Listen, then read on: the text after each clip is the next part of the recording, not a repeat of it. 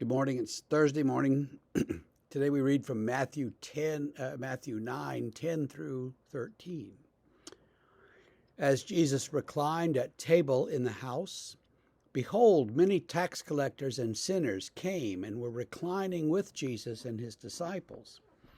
And when the Pharisees saw this, they said to his disciples, "Why does your teacher eat with tax collectors and sinners?" But when he heard it, he said, "Those who are well have no need of a physician, but those who are sick.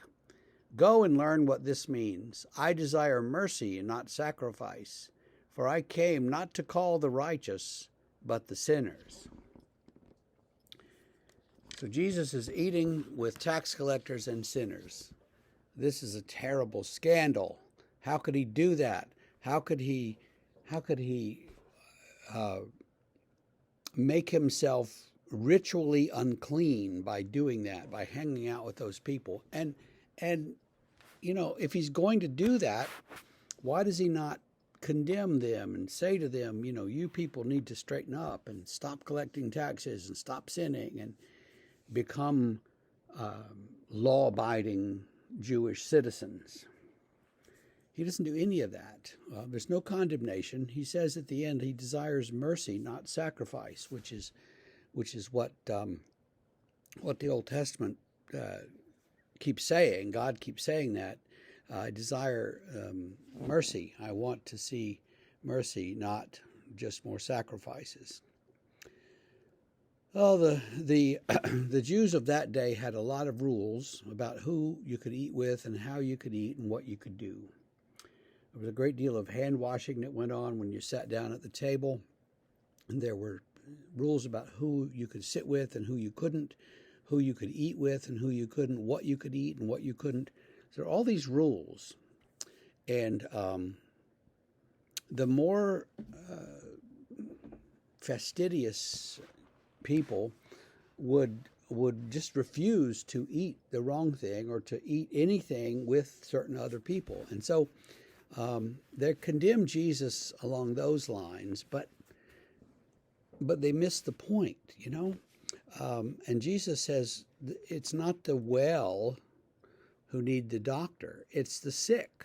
And these people are clearly the sick. They're sinners, they're tax collectors, they're doing all these wrong things. They need my mercy and my help and my teaching, not you folks who clearly know everything. And so he gets condemned, and through his ministry, he's continually condemned for doing this basic same thing. He's always hanging around with the wrong kind of people, and that's a big problem for the law-abiding Jewish people that he's among. So what do we learn from this? If all we ever do is hang around with each other in the church, we can feel real good about that, but we're not reaching out to anybody. And I have been in situations where the public sort of comes into the church and the people that greet them are not very kind or welcoming.